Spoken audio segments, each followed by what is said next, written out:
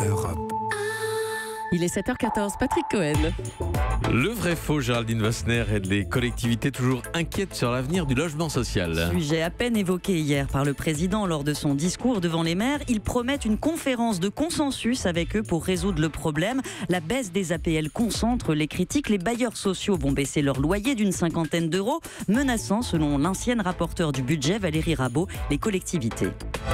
Les collectivités locales en France ont donné 130 milliards d'euros de garantie aux bailleurs sociaux. C'est énorme. Il faut quand même faire attention.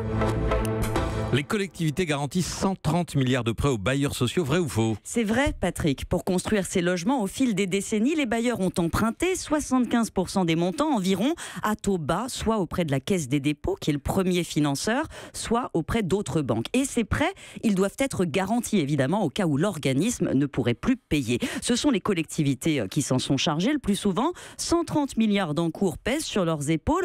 En principe, c'est très sûr, car des plans de financement sur 40-50 ans se basent sur des loyers garantis dont on connaît l'évolution. En 10 ans, seuls 3 organismes sur plus de 800 se sont retrouvés en défaut de paiement. Maintenant, tous ne sont pas en bonne santé. Et quand la faillite menace, ils se tournent vers une caisse de garantie qui les aide à redresser leurs comptes. Tous les organismes y cotisent. En ce moment, elle soutient une 50aine de bailleurs en déficit, souvent dans des territoires qui se dépeuplent, où les loyers n'entrent plus.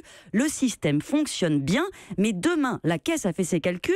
Avec 1,7 milliard de loyers en moins, 184 organismes seront en déficit l'an prochain, 126 autres en difficulté. Ça représente plus d'un tiers de l'ensemble des bailleurs. Les banques pourraient donc se tourner vers les collectivités. C'est leur crainte. Le département de l'Isère, par exemple, garantit 1,3 milliard de prêts. Une mairie comme Roubaix, qui est pauvre, 20 millions. Alors évidemment, ça n'arrivera pas demain. On peut allonger la durée de ces prêts, augmenter l'entraide entre les organismes, restructurer, surtout en fusionnant des offices. Mais est-ce que ça suffira? C'est pas clair. Autre inquiétude, plus immédiate, avec moins d'argent. Les bailleurs vont moins dépenser. Côte d'Azur Habitat, par exemple, qui gère 21 000 logements dans les Alpes-Maritimes, va perdre 8 millions.